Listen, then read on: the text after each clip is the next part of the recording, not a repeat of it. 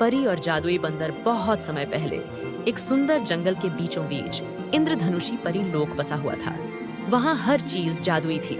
पेड़ खुद ब खुद बातें करते, झरने मीठे गीत गाते और हवा खुशबू से भरी होती। इस लोक की सबसे प्यारी परी थी रुचिका। वह बहुत दयालु थी और अपनी जादुई शक्तियों से सबकी मदद करती थी। बंदर की रहस्यमयी किताब एक दिन परीलोक के पास बसे घने जंगल में राजू नाम का एक बंदर रहता था। यह कोई साधारण बंदर नहीं था, यह एक जादुई बंदर था।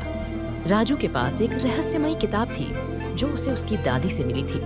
कहा जाता था कि इस किताब में एक खोए हुए खजाने का रहस्य छुपा था, लेकिन उसे पढ़ने के लिए एक परी की जादुई छड़ी की जरूरत थी। राजू को जब पता चला कि परी लोक में रुचिका नाम की परी रहती है, तो उसने उससे मदद लेने का सोचा। वह परी लोक पहुंचा और रुचिका के सामने आकर बोला, प्यारी परी, मेरे पास एक जादुई किताब है, लेकिन इसे खोलने के लिए तुम्हारी मदद चाहिए। रुचिका ने मुस्कुराते हुए कहा, ठीक है राजू, लेकिन यह खजाना किसका है? राजू बोला, यह एक पुराने दयालु राजा का खजाना है जिसे एक दुष्ट राक्षस ने छुपा दिया था। मैं चाहता हूँ कि हम इसे ढूंढकर जरूरतमंदों की मदद करें।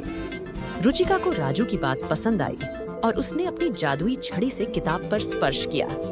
किताब चमकने लगी और अपने आप खुल गई। अंदर एक पुराना नक्शा था जो एक रहस्यमयी गुफा की ओर इशारा कर रहा था। खतरों से भरा सफर रुचिका और राजू ने मिलकर खजाने की तलाश शुरू की। वे घने जंगलों से गुजरे जहां बोलने वाले पेड़ों ने उनका मार्गदर्शन किया।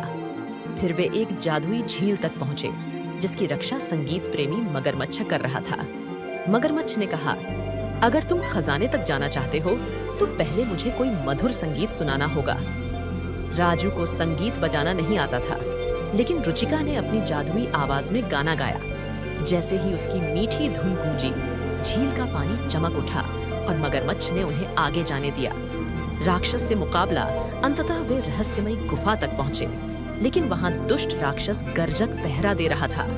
उसने चिल्लाते हुए कहा, कोई भी मेरे खजाने को नहीं ले सकता। रुचिका ने अपनी छड़ी घुमाई और हवा में चमकदार सितारे बिखेर दिए। राजू ने अपनी तेज फुर्ती से राक्षस को चकमा दिया और उसके पीछे से जाकर उसकी जादुई ताबीज खींच ली। जैसे ही ताबीज गायब हुआ, राक्षस धुएं में बदलकर उड़ गया। खजाने का सच्चा उपयोग जब उन्होंने गुफा में प्रवेश किया तो वहां सोने, चांदी और हीरे जवाहरात से भरा खजाना था।